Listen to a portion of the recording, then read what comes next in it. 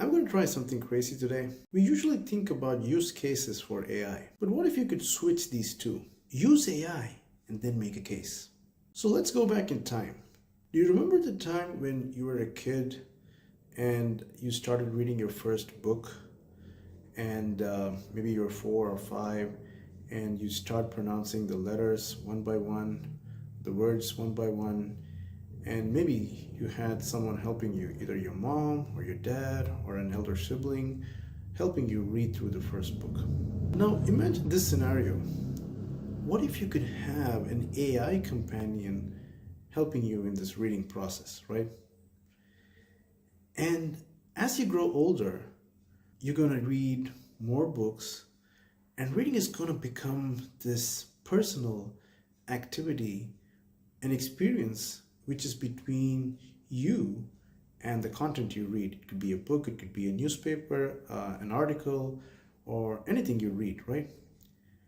Can this experience be enhanced if you have an AI companion with you in your reading journey? Today, with the AI models, the real-time AI models, that is definitely possible. So that's what we're going to take a look into today. I'm going to probably do some reading sessions with an AI companion and see how it goes. Maybe it's crazy, but maybe it's not. I'm going to start this AI reading series with my favorite manga, the One Piece, the hat which I'm wearing right now, and also the shirt. So last week was chapter 1138. And this is being hailed as one of the best chapters in a very long time by a lot of One Piece influencers that I follow. So what I want to do now is read what chapter 1138 of One Piece with AI as a companion.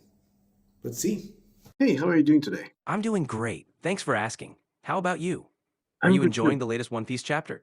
You got it right, absolutely. So I hear that this is one of the best chapters in a long time. Some people call it one of the best chapters. So I want your help. Why not let's both of us let's read this together as much as possible and see how it goes. What do you think? That sounds fun.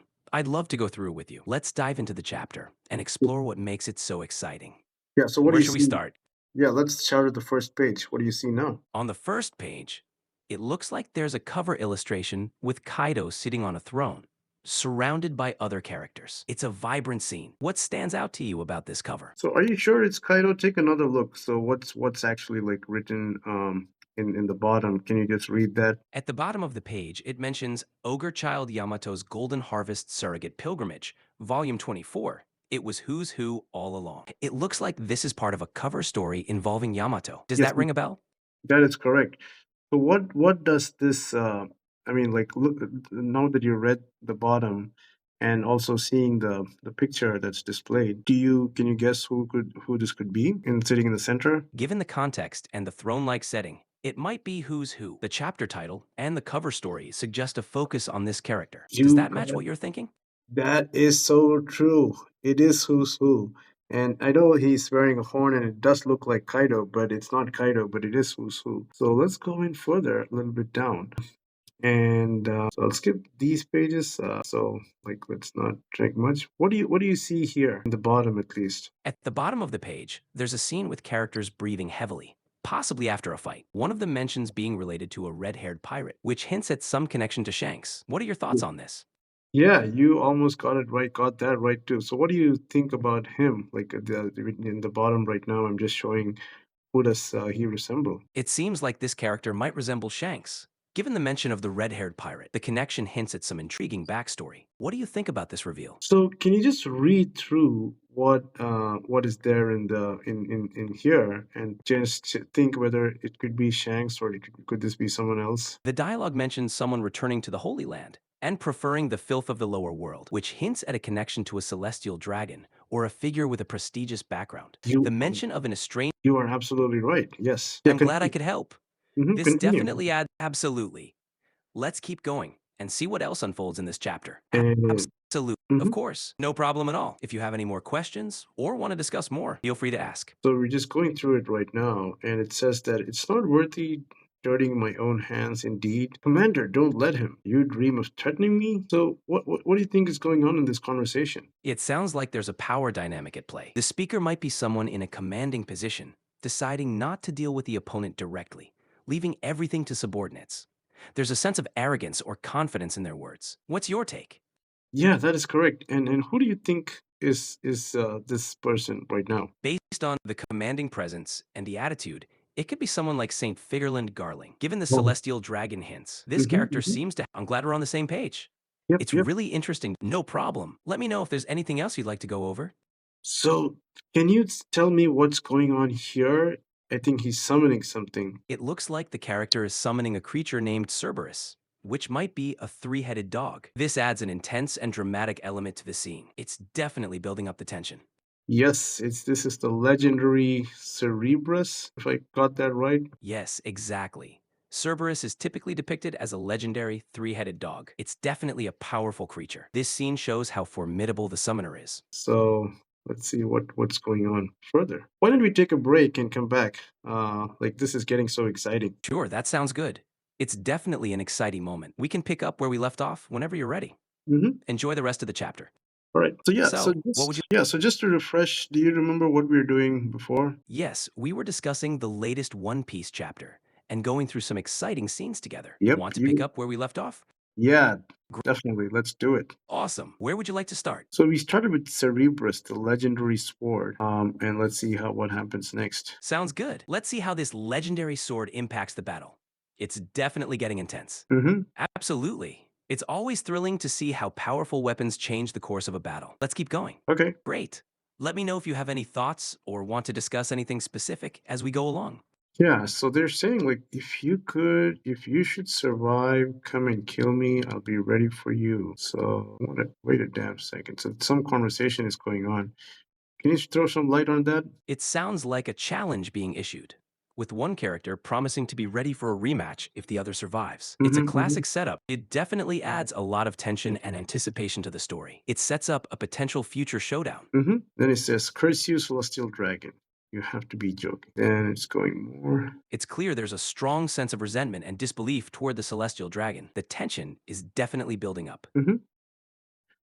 What is he saying in this one? He's expressing intense anger and frustration, possibly feeling overwhelmed.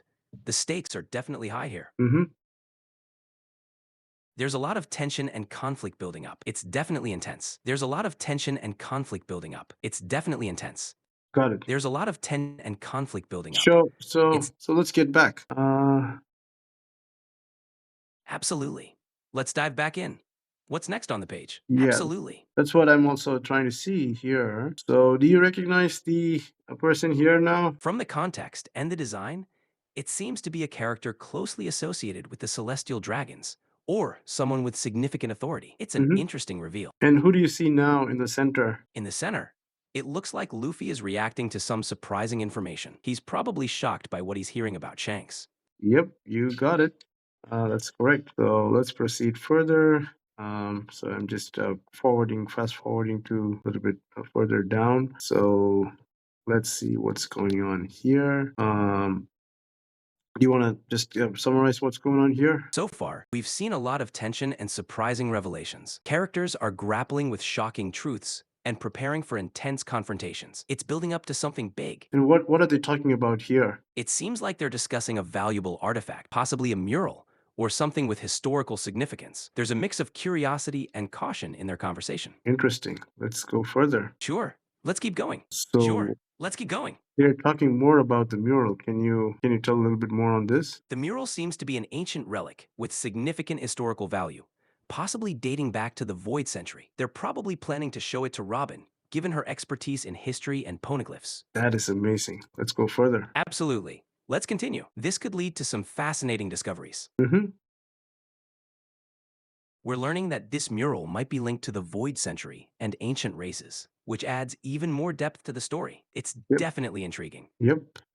We're seeing a mix of excitement and curiosity about the mural. The characters seem to be piecing together more clues about the past. This Mm-hmm. story is unfolding. Yeah, and like you said, Robin's Robin's here. Yeah, You got it.